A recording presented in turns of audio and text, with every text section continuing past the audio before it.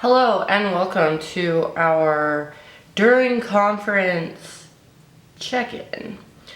So here I'm reporting on how I did during this week and a half conference in Poland.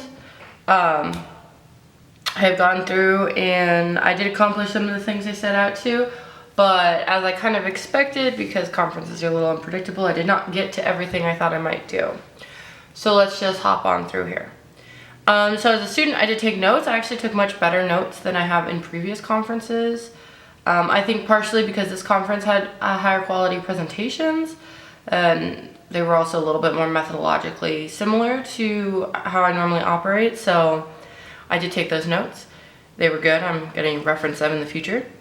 I did present, and my presentation went well, so I'm quite pleased with that. I did Skype considerably with my boyfriend. I texted my father so he knew I was okay all the time. I think I represented Notre Dame pretty well. Definitely got some people curious about why I was at Notre Dame, if I like non-Western philosophy, and I had some interesting conversations that way. I did check in on Slack as GOA and made sure there were no comments or questions that I could help with. I did not do course prep. If you recall, I didn't actually prep my materials the way I thought I had. And as it turned out, Poland was actually much easier to get around than China, which is the last big international trip I had. There are lots of different reasons for that, but the result was I could adventure a little more easily, so I had a little bit less time to, hang out in coffee shops and do my work. I definitely did some of that, but I did not work on course prep, which is fine. That was kind of icing on the cake if I could do it. I wasn't expecting it in my task list. Okay, so let's take a look at the details. I wanted to continue work on my narrativism chapter. So I did this. I did not do this in the sense of I was writing prose, but I did do this in the sense of I had a lot of important conversations with people, and I was, sensitized to different issues within my own work, and I got some really good practice explaining my ideas to people who wanted to attend my talk but didn't have the opportunity. My talk was first thing in the morning on the second day, so that's kind of early for people. So I did continue work on that. I haven't actually written it up except in my own reflections. So, but I think we've done sufficient to mark that off.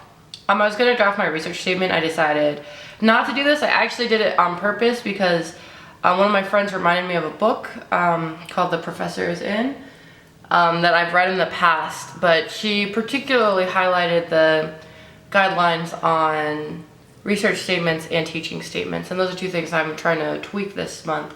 So I think I want to review that before I actually go write that. So I made a conscious decision not to work on that one.